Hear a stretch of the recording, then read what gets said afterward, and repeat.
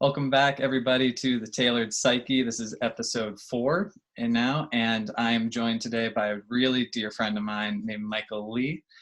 Michael and I met here in Salt Lake City at an amazing bar that he works in named Undercurrent. A little shameless plug.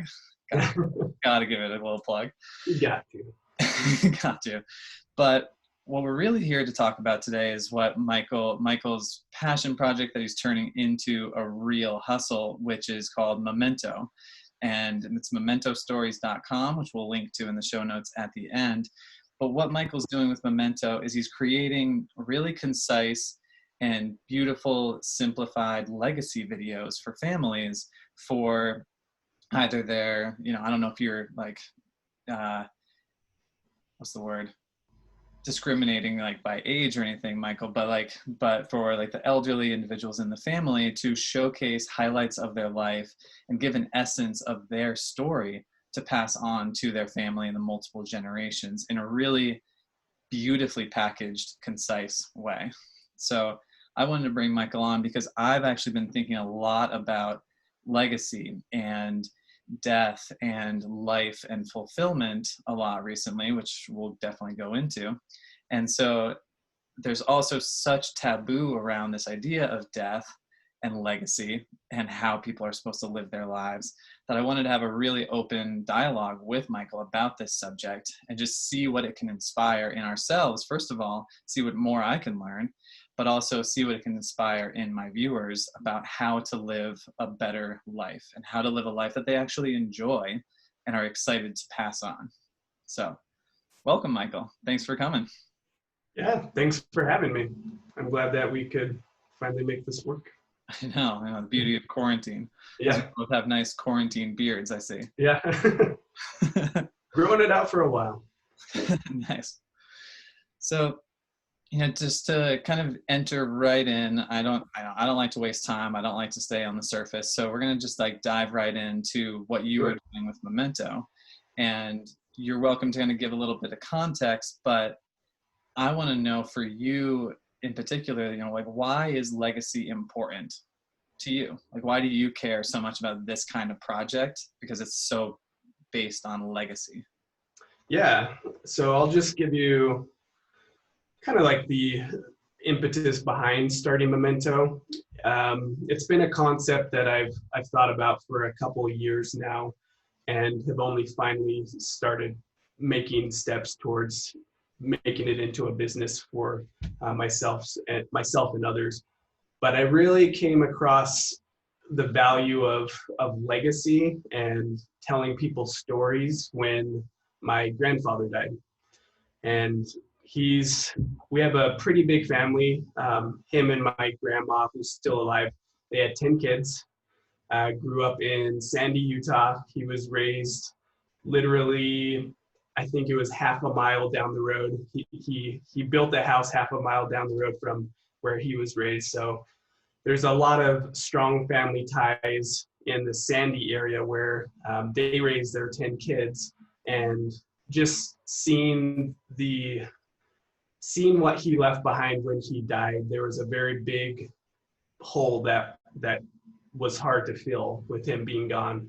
And I realized that although we had like lots of stories and lots of memories of him being in our lives, I just felt like I didn't really have like something, just a piece that I could pass on to my kids. I recently, as you know, I just had a baby girl a month ago. And even before like thinking of her, I just thought of the idea of like passing on who this person was, my grandfather, to the next generation. I felt like there wasn't really a service that allowed me to like convey who he was as a person. And so just thinking about this, another business partner of mine, his father died a couple months after that. And so both of us were on just this, I won't even say weird, but it was just like this fortunate wavelength of like thinking about what death really represents to us. Mm-hmm. And looking for a way to really highlight the lives of these people, these men that we really loved and cared for, and just make sure that their legacy was passed on. So really it came from death. Sure. And then so tell me more about like the hole that you felt was difficult to fill when your grandfather passed away, in terms of like what you wanted your now daughter to know about your grandfather. Yeah, I would say the biggest hole that I didn't even realize was there, was just centered around like family values and traditions. Um, I didn't realize it at the time, but one of the things that I cherished most about my grandparents, my grandpa, was their value of like the family unit, and ensuring that all of these family functions that I kind of like, you know, kind of dismiss, like every year we'd have Thanksgiving dinner together and Christmas dinners together and Easter egg hunts at their house, and all of these family things that a lot of the time I think you just like put them off as like, oh, I got to spend another Saturday with my family. All of these moments I realized were like a culmination of just like ensuring that he showed us that all of us matter, and it's important to like get to know your roots and really like take advantage of those situations to get to know your family and get to know what they stand for, so that you can help each other out. And I didn't realize it at the time, but once he was gone, there was a brief period of like, I would just say like reconfiguring how we did things as a family. Since he wasn't really the one driving it anymore, we had to find it in ourselves to like keep those traditions together. And yeah, that was probably the biggest hole that I noticed right off the bat. Nice. And that's beautiful, because you're talking not only about traditions that are unique to your family, but you're also talking about a certain type of message or story that you gained or you learned from your grandfather, that all of you mattered. You know, Yeah. all of you were important to him. And that's such an important thing to now pass on to your daughter, Yeah. sure, too. So it's really cool that it's not just, like random stories here and there, but there's something much deeper for you. Right. That you really wanted to make sure that was passed on in your particular situation from your grandfather to your daughter. Yeah. Yeah. And I think it's something that people just don't really give thought to on a regular basis. It's just like, someone dies and you move on and you live your life, worry about your problems, but just taking the time to like reflect upon what their lives meant in the grander scheme of things is just so valuable. And I didn't have, like I said, like Memento came out of this, but I didn't have like the tools and hadn't really thought through like the format that I wanted to put behind this project.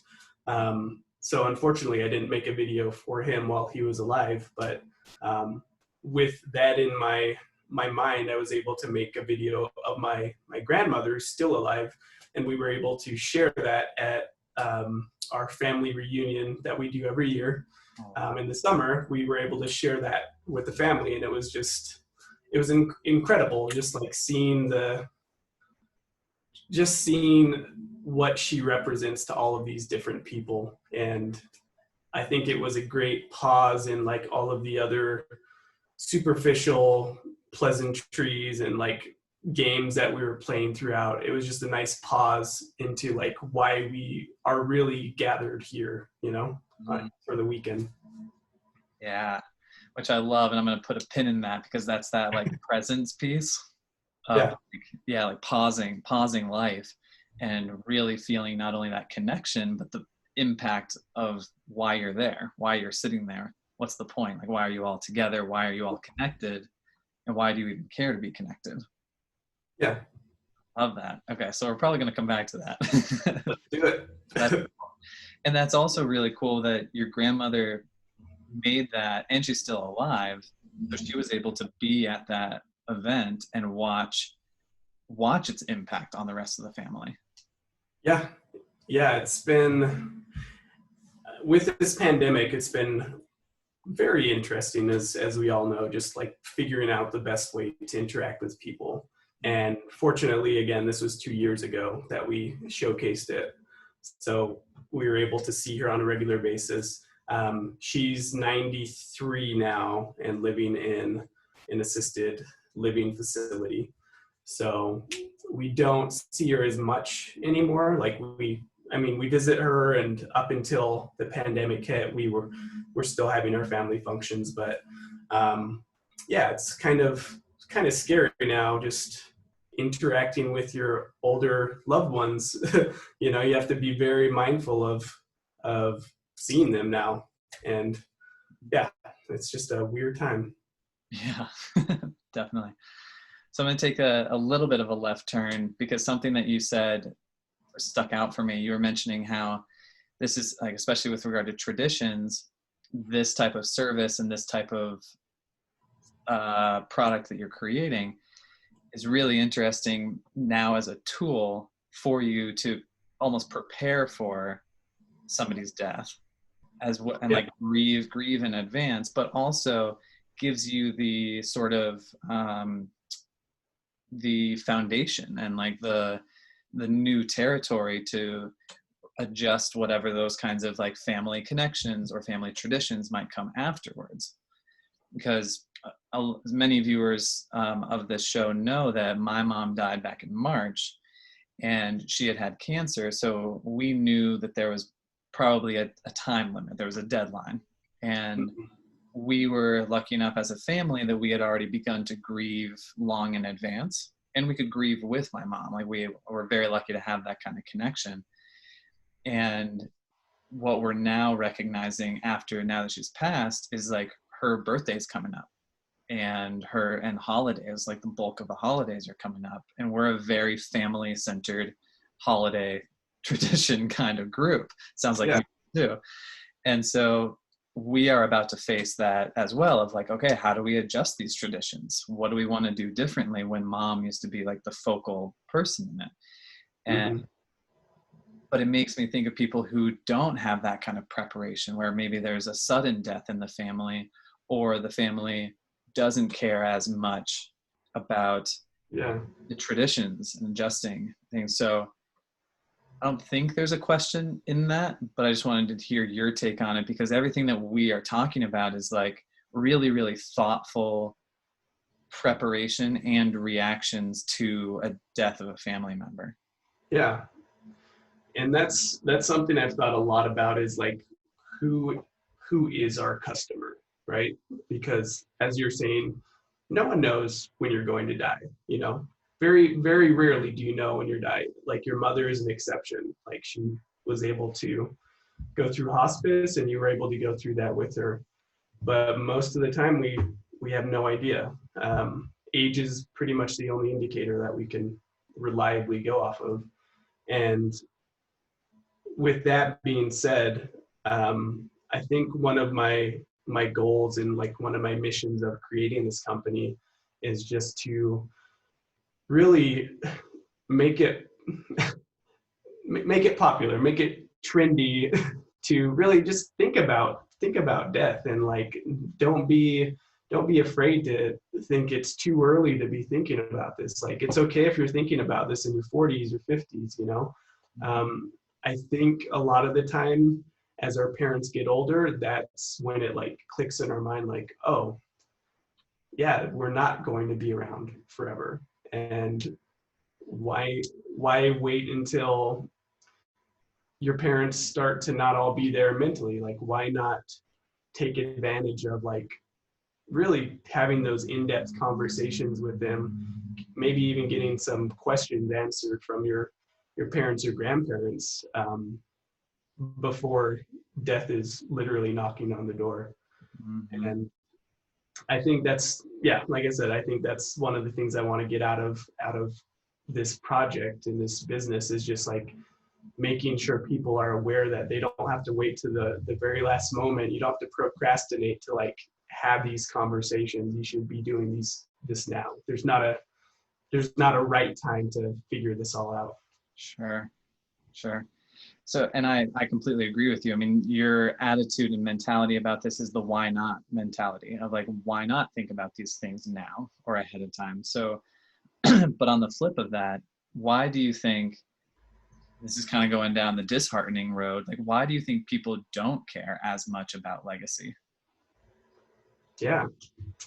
I personally, I think there's how do I say this nicely, but I'll just say it. I think that most of us are pretty selfish. I think that we, not necessarily in a bad way, but we're always thinking about ourselves and, what we want out of life and what we want to give to people in life. And I think that when you strip that away with like a death in the family is when you actually start really thinking about these other people that you love and care for, but you don't necessarily think of them in terms of their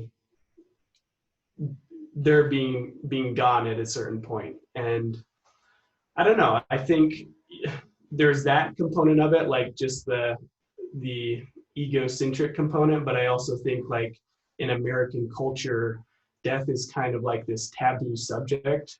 um, I really don't know what's more taboo, like talking about death or talking about sex. They're like these subjects that most people don't want to talk about, and it's almost as if death is this enemy that you have to avoid and like just not think about. Mm-hmm. Whereas a lot of other cultures, that's not the case. So I think there's two things going on there: culture and then also just the ego. Sure, sure. And then so along those same lines, like you just identified, sex and death, but also if you look at any kind of research studies, a lot of human fears are of other things other than death. Even though Yeah. I think underneath it all, there's definitely like some serious angst we all feel if Mhm. we are as selfish as we're talking about. Like human beings obviously strive to survive. And so why do you think why do you think death is so taboo? And or why do you think it's something that isn't something that people will like expressly say they fear, but they really want to avoid? Yeah, that is like the $1 million question. I mean, I can only speculate, but I think it's just like something you just don't want to think about. Like, I think it's really hard for people to wrap their head around not being here.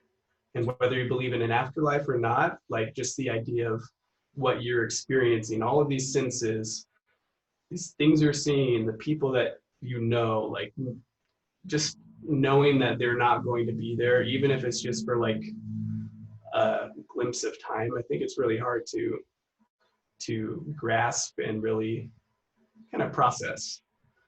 And so I think there's just like this, while people may not say they're afraid of death, I think it's like so deeply embedded in us, and we don't really have to think about it when we're healthy, that not an ongoing fear. It's just like something we never have to think about Mm. until we do. Right. Right. Yeah, I mean, there's a lot in that answer that I want to ask about. So, yeah, I mean, I think death, I think like what you're saying, I think the most important thing that you just said is that you can't really wrap your head around death. It's like what it's going to experience, what you're going to experience, what it's going to be like, what happens next. Like there are so many belief systems about what happens next, Yeah. including the belief system that nothing happens next, that we're just done, right? And I think I find this topic so particularly interesting because when my mom was in respite care, I was able to learn. I had the fortunate opportunity to learn from her about life and death, and just learned a lot in general as I was just like reflecting on the whole process. And personally, like I've thought about death before, not to the extent of like feeling comfortable with it and like totally accepting of it, Right. but I've thought about death before so much more than I've ever thought about legacy. So Yeah. it's almost like the life we live, the legacy we leave, and death are like the three like chronological categories. And Yeah. it's like I've skipped over the category that you are taking full advantage of with your business, or that you are like hammering in as more Yeah. important. Because like I'm aware of my life, I know what I need to do to enjoy my life, and I've thought about death. Definitely not to the point of accepting it, but on my way to accepting that death will happen. Yeah. And then you just come in right in the middle with legacy. And so, if you were like, hypothetically, if you filled up an auditorium with the most selfish people in the world who like didn't think about death, didn't care about legacy whatsoever, what would you tell them is like the reason why legacy is really important for all of us, not just the personal reason of why it became important for you? Why is it important for us? Yeah. I think, I mean, if we're talking to selfish people, I would say the better your legacy is, the more people will remember you. But but I like in that. That's good sales and marketing. yeah, right. Die today, be remembered tomorrow. um, no, but in all seriousness, I think that the important component to legacy is just passing on like I think traditions are very, very valuable and somewhat underrated.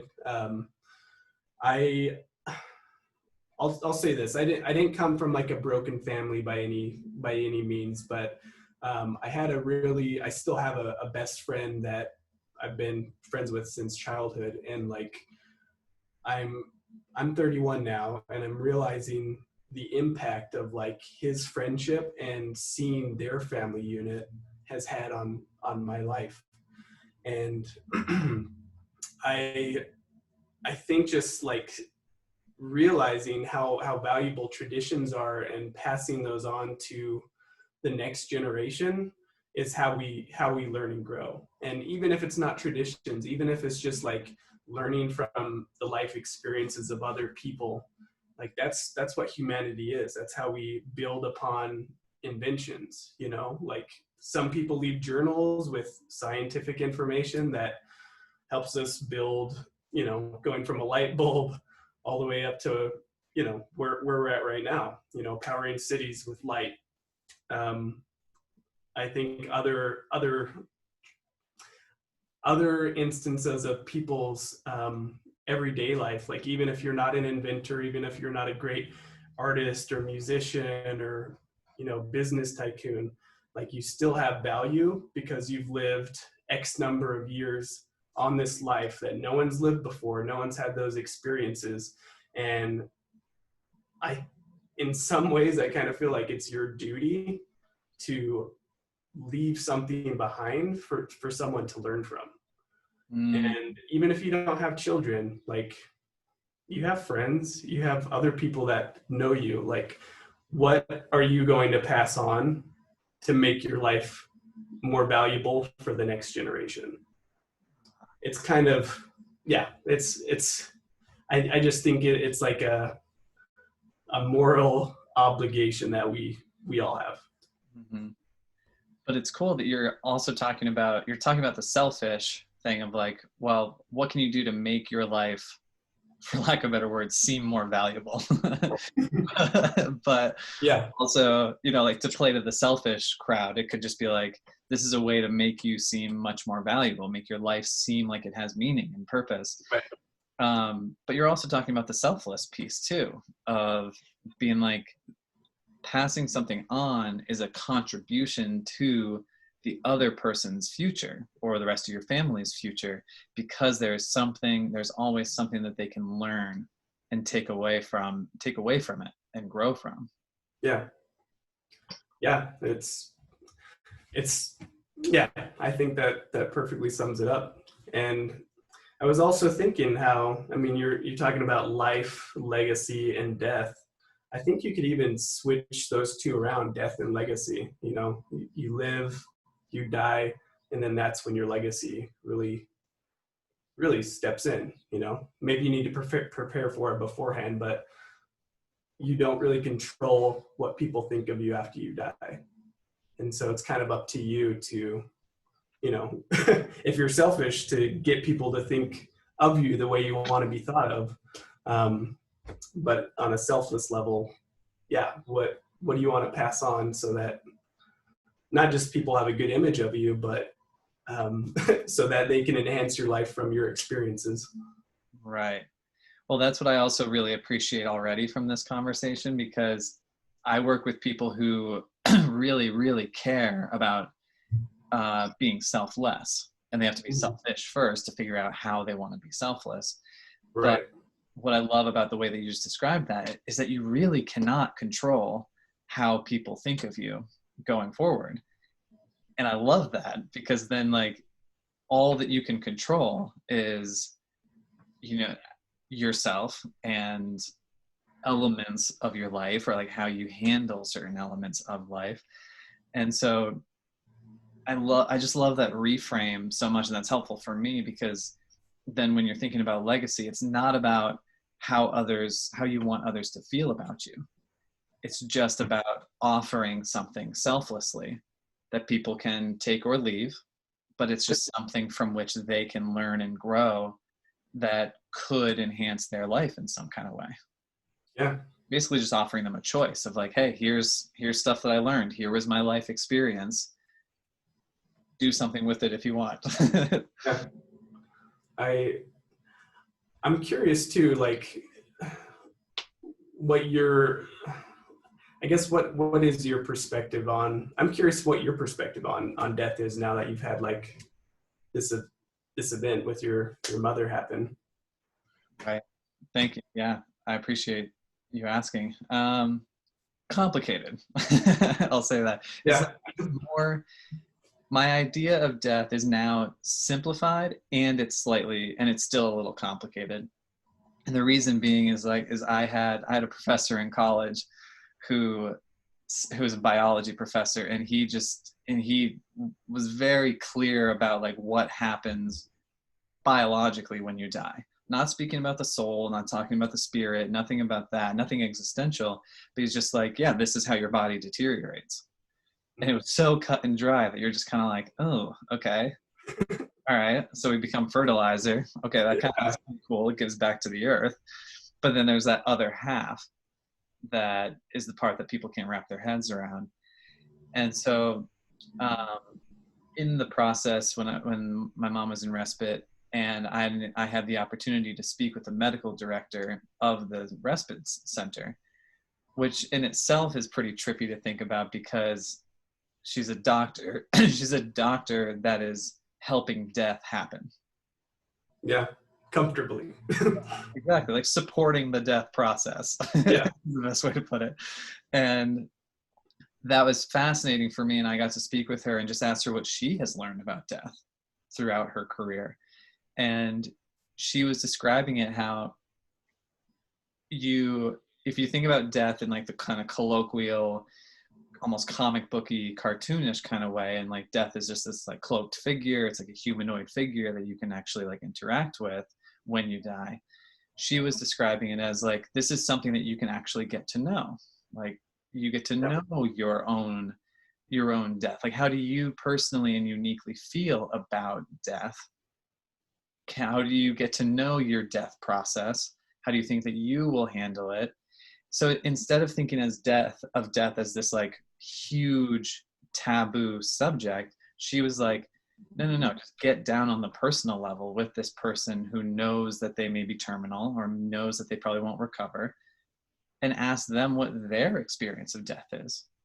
And how do you actually get to know this entity of death as though it was just another person? And she said like you could psychologically or kind of meditatively go on a walk with death, Yeah. get to know, like kind of like have those personal conversations in your mind about death with death before you die. Yeah, it's almost like turning death from this adversarial figure to this friend in some ways. Exactly. Because that's the thing. Whenever you think of something or somebody and you judge somebody as like an enemy or someone that could be a threat to you, you get nervous and apprehensive and you don't want to interact with that person. Right. But as soon as they say hello and they smile and you're like, oh, wow, they're actually nice. Like, okay, let's chit chat. And then you suddenly realize that you have similarities or what have you. The dynamic in the relationship is completely transformed. Yeah. Yeah. And so I'm thinking of, or what I have learned is that I'm thinking about death in that same kind of way, that so many people are afraid of it and want to avoid or reject it. But then if you follow what this doctor was saying and you just get to know it better, it might become a friend. It might be someone who's less threatening. Yeah. It's definitely the case with my mom. I mean, she spent quite a lot of time accepting what was going to happen. And like, I personally would like to write some kind of book or something at some point, like personifying like her, whatever her walk with death would have looked like. I think that would have been fun and like funny to write that conversation. Yeah. But it's just cool to think of it as that journey of getting to know somebody instead of trying to avoid it at all costs until that moment comes. Did she ever share like what, I mean, it sounds like in so many words she has shared like what her relationship with death became, but could you, like, what would you say, how do you think she viewed death? Sure. She shared it, I think she sort of shared it concurrently with the cancer that she had. So she has pancreatic cancer, and she was describing the whole process very much so modeled after my uncle, who died from another form of cancer a year and a half ago, that she was never bitter about it. She was never angry at the cancer. She was never angry at God. She was never angry at the cancer. She was never angry at doctors. So there was never any kind of bitterness involved with her process. And the model that came from my uncle, which my mom learned from my uncle, is that, you know, if she had been angry, she probably would have died a lot sooner. Yeah.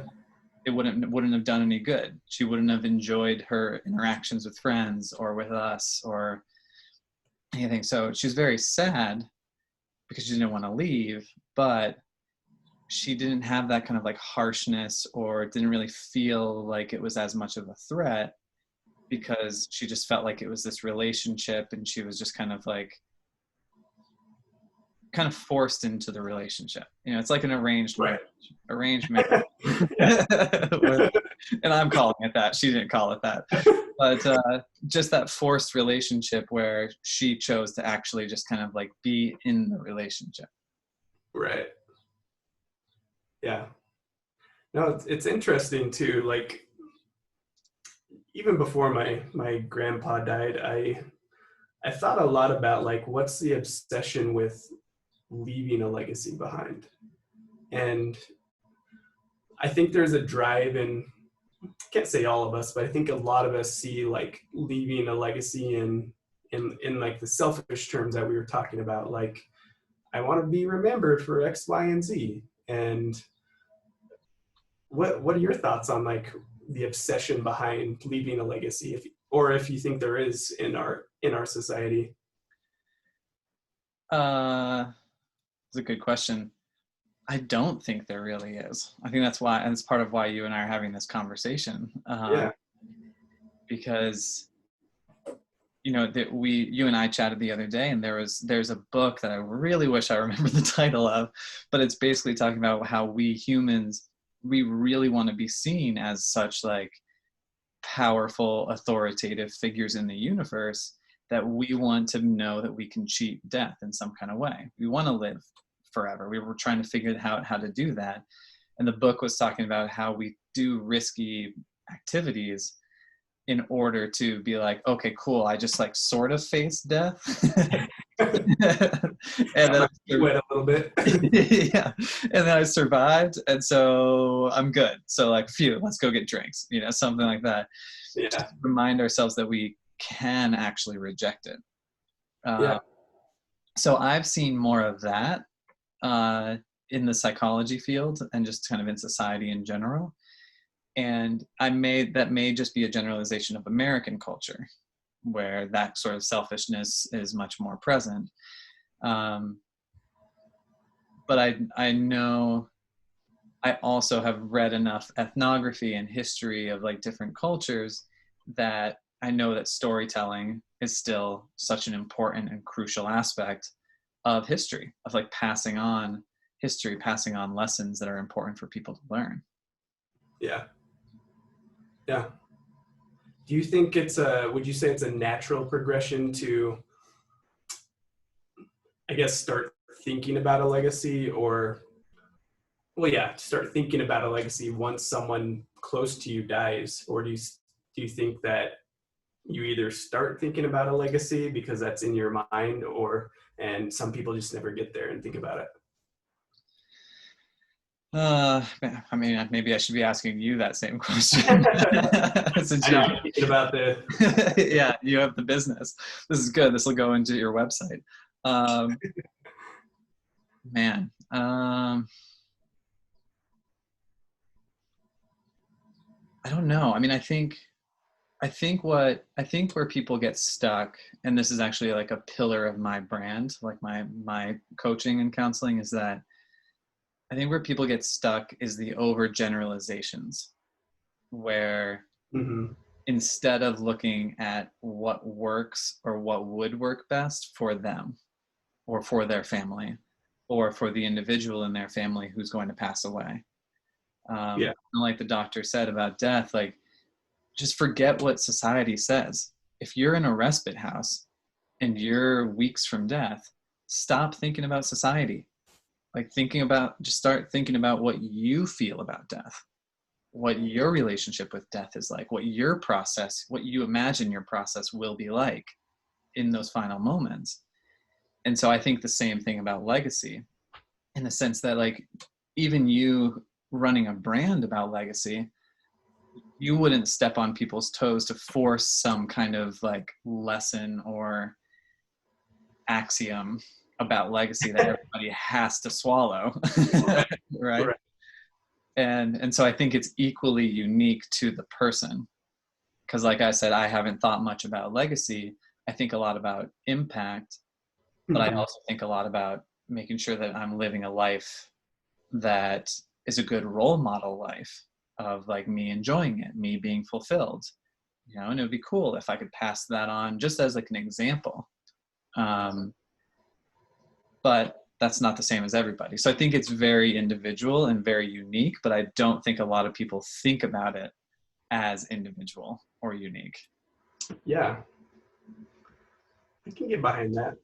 Yeah, I mean, like, with you talking about your mom and my grandpa, like both of our experiences were vastly different. Like, sounds like you had a more intimate approach to like learning and understanding death a little bit more. Mine was a little bit more removed. It was, he was older, but it was still very sudden.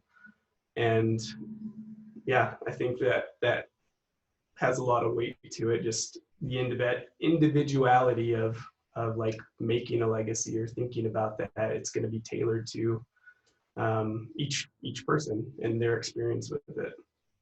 Right. That's been another thing.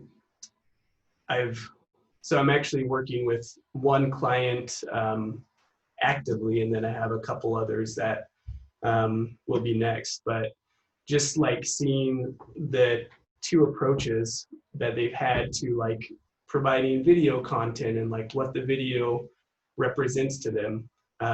Coincidentally, it's for both of the videos will be for their grandparents, grandmother specifically. But yeah, it's vastly different, just the way they want to go about the putting together the story and like what values are important to them by family. And it's been an interesting cross section of cultures to just see how people are approaching death. Mm-hmm. Absolutely.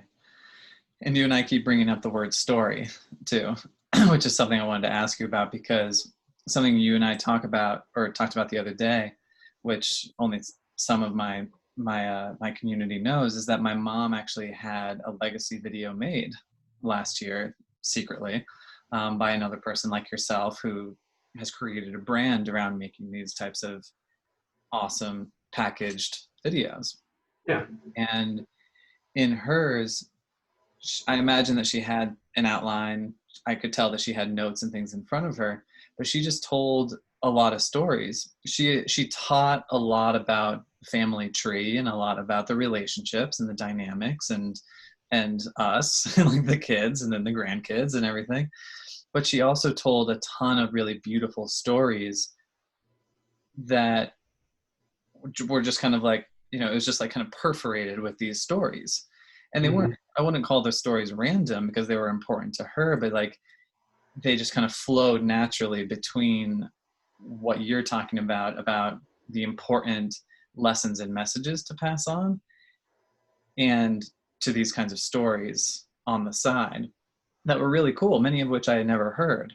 And so, on your website, which is mementostories.com, again, as a shameless plug, um, yeah, what you talk about on the about page is about stories, and how there's a human experience, or a singular human story that is deeper than the stories that we verbalize, that we all share. And Yeah. so I wonder from your perspective, like, what is that deeper human story that brands like yours, and to an extent brands like mine, are trying to make sure to honor and touch on as much as we can? Well, it sounds cliche because it is, and cliches are cliches for a reason, right? Yeah. But I think the story that we are all trying to tell, we all have different aspects of the same story from generation to generation. But I think the story is that we are all connected in some way. And I think it's important in society that we start seeing ourselves as, sounds weird, but like as one entity with each of us affecting others. And that's kind of a component that I feel like social media is kind of really pulling away from. In a lot of ways, it's connecting us for a greater good. And I think there is going to be a net positive with that change of us being more connected through social media. But it's also creating these vast valleys of just divisiveness, especially right now in America. And I think that divisiveness comes from not remembering that we are all connected and we are all human. We all have these different experiences that, as an aggregate, they show what humanity is capable of, and the path that we're on. And so I think that's a story that we're all trying to tell in some way. And the faster that we can acknowledge that, the better life will get for us. I like that. So if I'm hearing you right, it's about the connection that we all have, or the way that we are all connected as one singular, for lack of better words, animal entity. I mean, like, we're all human. Human beings are all human beings, and we're just another species floating around in the universe. Yeah. And so it's tying that kind of connection, you mean, to what you shared before, of just like how people can learn and grow. Right. And lean into that connection, or get as close as possible to that connection. Yeah, I'd say that sums it up pretty nicely. There's also, I mean, you can even go past just like the human race of it. We're connected to the world that we live in. And I think a lot of times we forget about that too, like the impact that humans have on Mother Earth. And I think sometimes that gets lost in translation with how we live our lives. Mm-hmm. Yeah, absolutely. And we keep coming back to this selfishness. element, which I think you're kind of touching on too. And that selfishness can be distracting. It can close us off not only from each other, but from ourselves. And now, as you just added, from our impact on the world as well. Yeah. So, and that the selfishness line is an extremely fine line that I coach a lot of people on, because you don't want to be fully selfish, because then you'll be disconnected from everything that you just shared. You also don't want to be fully selfless in your life, because then you won't be focusing on yourself or being healthy or living a life that you want. We focus too much on other people. Yeah. And so another primary pillar of my business is helping people identify what it is about their lives that can be fulfilling. Like, how can they actually enjoy their life? Like, what can they do? What do they need to be aware of? What do they need to know about their lives to actually enjoy it and be happy and be excited about, as you're describing, the legacy and the lessons and the traditions to pass along. And there was a famous study done of people, probably in respite care, asking what were their biggest regrets in life. And the number one that comes up a lot is living more truthfully to yourself. Focusing more on how you want to live your life, not what society tells you to do. That'll make you enjoy it more. And then, so tying it more into this, like, how do you, trying to develop the question, even though I just gave you so much context. I guess the question that I have around that is, how do you suggest that we think about legacy? Maybe this is a chicken or the egg thing. How do you suggest we think about legacy So that we can live? Thank you. Yes. So that we can live in such a way that we are present and connected and we actually enjoy our lives. Yeah. Yeah, I know where you're going. Okay, cool. I would Yeah, say, take it away. well, that's why I love what you're doing too, because you're focused on the here and now, which is the reason why a legacy means anything. Like, I guess to answer your question, you really have to come from a place of this is an oversimplification, but one of the things I think you can really think about in life is, like, are you living dictated by love, or are you living dictated by fear? And a lot of the times, like, fear can mask itself in so many ways, and a lot of the times we act or don't act because we're afraid of something, as opposed to doing what we know we should. If we just opened our hearts a little bit and acted out of love, it's a very different pathway.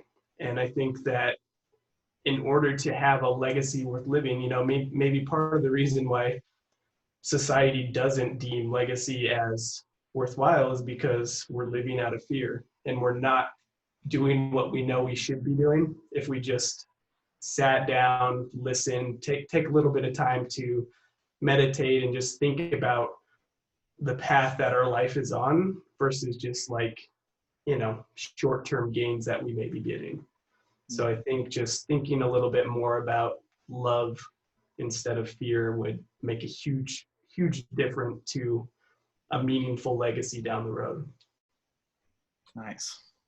I like that.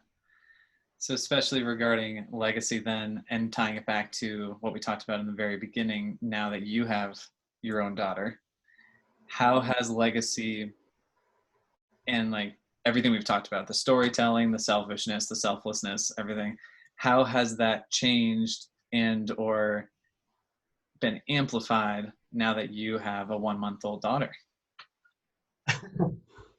I think,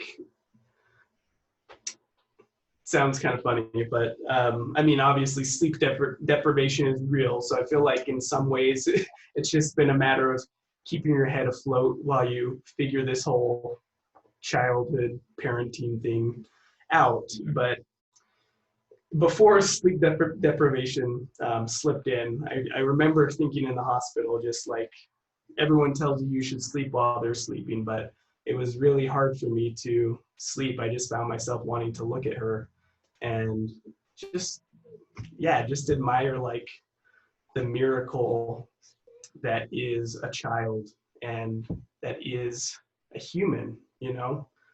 A child is just a small human with no experiences, something that has untapped potential. And I think just seeing that and knowing that myself and my wife are going to be a part of this creation process to like shape and mold it, not to be, and there's a lot of different parenting models, but for me, it's important that I don't shape and model her to be what I want her to be. I want to shape and model her to be what she is capable of being and help her figure that out, which is, again, where you come in. Yeah. But you can put me on retainer right now. Yeah. Yeah. But I just, you know, as soon as she was born, it just became very palpable. And yeah, it made me, I wouldn't say it really changed how I felt, but it definitely amplified, as you said, just that the purpose behind my actions in ensuring that I'm living the way that I want to live so that I can best support her to be her best self. And yeah, it's great. Like as a lot of parents say, it's hard to put into words like how much you love this person that you really don't know. It's a baby. But in a way you do know them. So it's great. That's awesome. I like it. And so is there any kind of, you know, luckily you and I are 31. We were relatively healthy at the moment. So just from your 31 years, do you feel as though there's already something, if a legacy video is being made about you, if you were making a legacy video about yourself, is there already something that along the lines of a lesson or just experiences that you want to pass on for Eliana to learn and grow from? Is there something that stands out for you that you want to pass on already? And it's okay if there's not. But sure you thought about this. No, that's a great question. I would like to think there is. I feel like I really came into my own right around like my mid-20s is where I realized that a lot of my life was being dictated by fear. And I went through this forum, the Landmark Forum. I'm not sure if you've heard of it. Mixed feelings about that organization, but what I got out of it was, again, realizing that I could spend up until that point, I hadn't really realized how much I was like afraid of what people thought of me. And so much of my life was being dictated, like what I would do and what I wouldn't do was being dictated by what people might think of me that I would never know. But just in the back of my head, I'm like, I can't do that. I might look silly to someone. And I think over the last 6-7 years, I've just realized how much your life can be if you just not stop caring, but stop caring about things that aren't real, like the weird thoughts in your head, the mental chatter that may never actually be a thing. Stop caring about that. And I think at this point in my life, to answer your question, I think my legacy would be one of living intentionally and doing what you love, regardless of what other people think of. And one of the things I did, I used to work in corporate banking. I did that for about 8 years. Didn't love it. It paid the bills. It was nice and cushy, but I wasn't getting anything out of it. So I quit that job and I went on this epic bike trip down the entire coast of the Pacific Highway. So from Vancouver to Tijuana, or not Vancouver, no, Vancouver to Tijuana. Wow. Yeah, it was quite the bike trip. Yeah. Took about 30, I think it was 35 days, a little over Yeah, 2,000 miles. California is a big state, so. Yeah. But that was kind of like the catalyst. Well, I guess quitting was the catalyst, and then that was like the nice stamp of approval that I was doing what I wanted to do and just living intentionally. And I got into bartending because I wanted to learn something new, and it was something that I was curious about. And to society, I think a lot of people thought I was crazy to give up a high-paying job to go bartend. Who does that? But for me, it was more important to live a life with purpose and like take risks and figure it out along the way than just kind of just coast along doing something that I'm capable of doing that I have no passion behind. Right. And then from bartending, I've made so many different connections. And one of the connections I made was my business partner that helped me start MEMENTO. And so, in a big way, this would have never started without me taking a risk and just doing something that came from a place of love instead of a place of fear. Mm-hmm. So that's, even if I die tomorrow, that's what I think, my daughter could learn from me, is just live intentionally and be deliberate with your actions, and good things come from that. Right. It's amazing. And not to get weird and morbid, but even if you didn't die tomorrow, then this recording would be your legacy video. Yeah. Oh, no pressure on me at all. Weird. That's really cool. And I think a big reason, I think everything that you just described is one of the reasons why we are friends, first of all, why I value the connection with you, as well as, that's why I mentioned earlier that you were a bartender too. And that's how we met, because when my partner Sarah and I met you at Undercurrent, we were like, there's more to this guy. There's like we would have an interaction, and it was more of an interaction than we had ever had with any bartender. And so then there was like, okay, there's something else going on with this person. Like, we could tell that you care so much more, not only about what you're doing in the present, but also what else you can do in your life. And so I think you and I really bond over the fact that we are trying to figure out what is best for us individually to do to live a life that we enjoy. And now you're doing a brand that's helping people honor the life that they have lived. Hopefully, it indirectly inspires others to live a life that they enjoy and are fulfilled by. Yeah, it's a beautiful cycle. It is, and it's endless. So hopefully I think that'll be really, really helpful for people. Now, do you, along those lines though, now that you're a business owner and you've had to package up your services and make it really concise of like what you do with people's legacy and story and how it's portrayed, and to an extent you're the one who's kind of dictating that, what's that process like for you when you kind of have to guide the family and counsel the family in terms of like what stories to tell, what clips to share with you, and for you how to curate it all together to be this limited amount of stories that that's a good and fair question. Honestly, it's been challenging. It's been challenging trying not to put my wants and desires into this video at all. It's kind of, I'm trying to be a very neutral vessel to providing the service that is dictated by the client.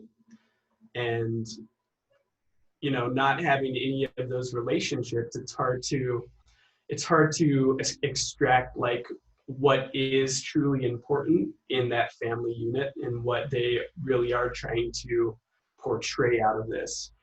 But it's definitely possible, and that's what I'm learning. It's just a matter of you know, having those deep conversations. And what's really interesting is just watching the videos, you know, like there's so much of what we value that's not said through words. It's said through what we film.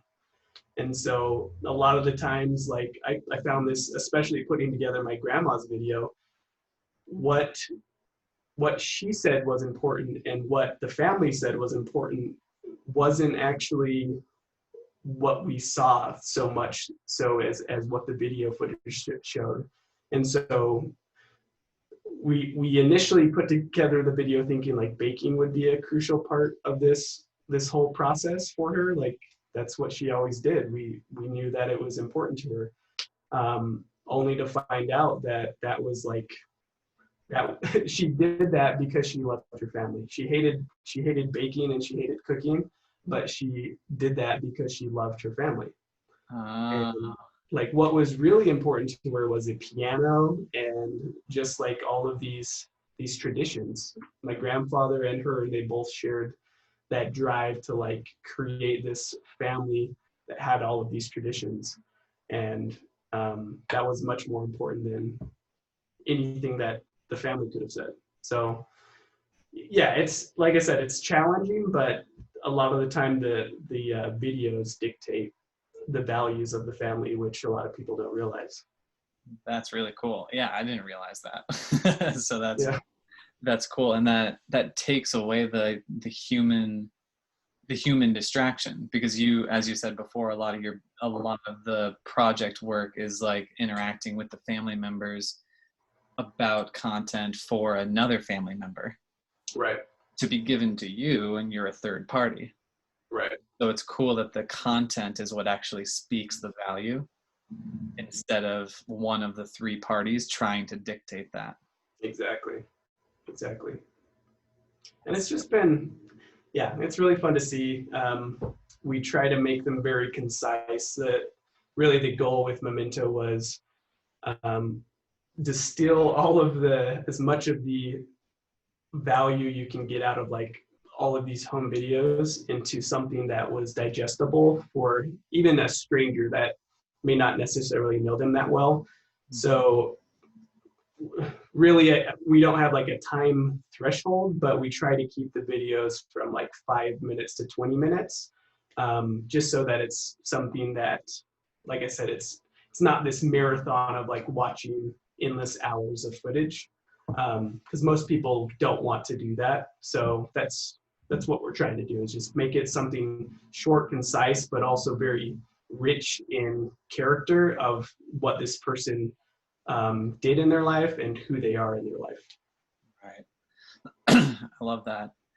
And this is interesting because my mom's legacy video was over 2 hours long. Mm-hmm. And I don't have any idea how Allie, the videographer, structures her brand. I'd like to ask her about it. And so, but it's very interesting, the dichotomy between your brand, which creates like 5 to 20 minute long, really concise, beautifully produced, like kind of montages and things. Yeah. Whereas my mom's, and maybe this was my mom's request, I have no idea, but she did it secretly. So maybe she just requested for it to just be her the whole time, and very, very little B-roll footage, or like very little extra picture things. And so, you know, I think I tried to introduce you to somebody else who's a legacy photographer. And so where do you think, just purely out of your imagination, like as this legacy thing seems to be picking up a little bit more steam, some kind of way, because I had never really heard of this kind of product until I met you. And then of course this happened with my mom, and then I've met this other photographer. So where do you think that this field, I should say, or just this alley or this industry might head in the future? Where do you I think it has a lot of potential. It's just going to be, as you said, it's very small, very niche right now. And I think it's up to us, all of the people in this industry, to really make people more aware of the legacies that they're they're leaving behind. And the only way to do that is just to make these videos. And it's one of those things, like, the reason I like the short, concise version is because I think, as I said, like, I think a stranger can get it. There's obviously a lot of value to having hours of footage, especially if it's coming directly from a mother. You know, that's amazing to have that. But not everyone's going to want to watch that. And I think that by creating these, for me anyway, creating these small pieces that strangers can see it, I think it makes it so that people understand it a little bit more, like the value behind a person and the life that they've lived. And so yeah, just the more that we create these videos and get it out there, I think it'll help change people's minds about why it's important to, like, live a life with meaning, so that you can create a legacy behind it. But it's going to be years. I think it's going to be a few years before this becomes like something that this becomes mainstream, I'll say. Right. Yeah. I wonder, do you think that legacy would become more mainstream or trendy before people are able to kind of demystify the taboo of death? Oh, that's a great question. I think legacy will be more, yeah, I think legacy will come first, purely because we just have we're getting more and more access to video footage, you know, like everything's being recorded now. It's really easy to put together something, whereas death, you really have to think about.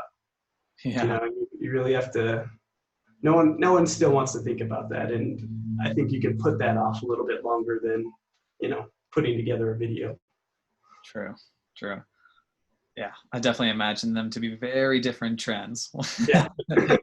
Hopefully both happen. Like, hopefully people Yeah. do kind of decrease the taboo of death in some kind of way. I mean, I know there are a lot of places that are doing it, so it's not like it's unheard of.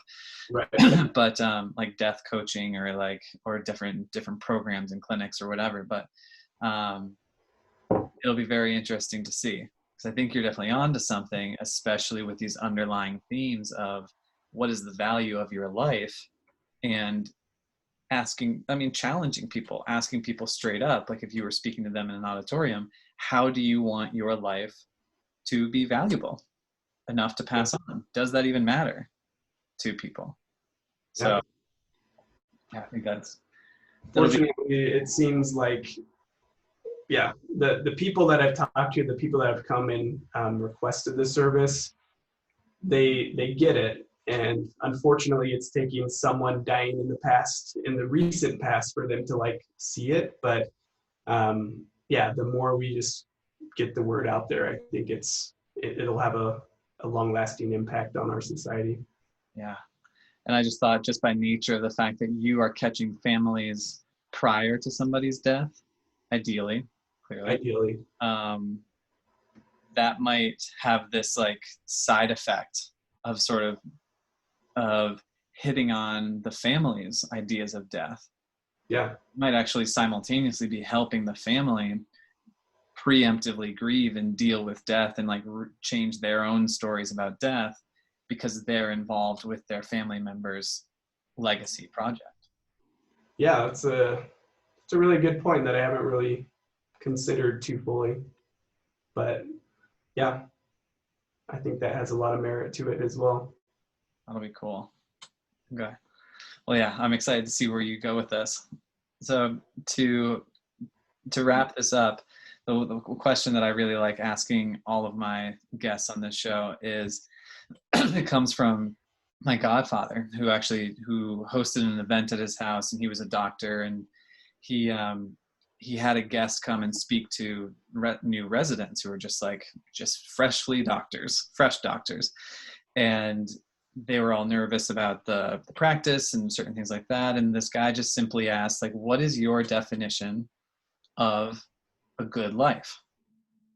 Because if everybody's able to answer that for themselves, then these people's medical practice will become a lot more comfortable, because you already know kind of like where you're guiding people.